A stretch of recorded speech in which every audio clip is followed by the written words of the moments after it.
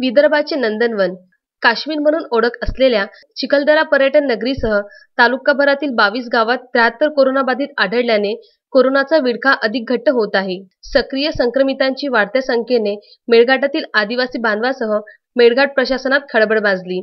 गतवर्षी तालुक्यातील आदिवासी बहुल गावात कोरोनाचा शिरकाव नव्हता.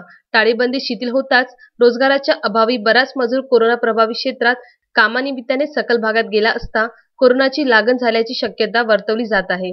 वर्षभरात 246 कोरोनाबाधित झाले असता एकाचाही मृत्यू झाल्याची नोंद आरोग्य विभागाकडे नाही.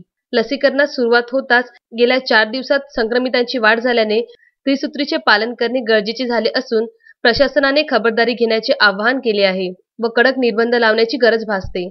रोजगाराच्या अभावाने मजूर स्थलांतरित झाले होते. नुकताच आदिवासी बांधवांचा सर्वात महत्त्वाचा सण होळी साजरा करण्याकरिता स्वगावी परतले असता कोरोना संक्रमण झाल्याची शक्यता वर्तवली जात आहे. आरोग्य विभागासह प्रशासनाने परत आपल्या पावली चाचणी केली असती तर आज कोरोना बाधितांची संख्या वाढली नसती, असा सूर निघतो आहे. सोबतच कोविड लसीकरणास पाहिजे तसा प्रतिसाद मिळत नसल्याची खंत तालुका वैद्यकीय अधिकारी यांनी व्यक्त केली. अद्यापपर्यंत 2000 जणांचे लसीकरण झाल्याची माहिती दिली.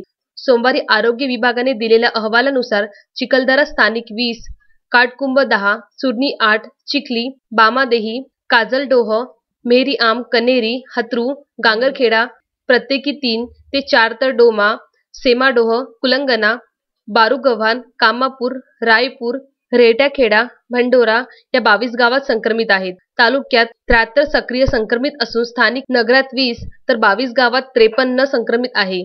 आरोग्य विभाग काळजी घेत आहे. नागरिकांनी आरोग्य प्रतिबंधक लसीकरण करून त्रिसूत्रीचे पालन करावे. मारुती पाटणकर, विदर्भ न्यूज, चिखलदरा.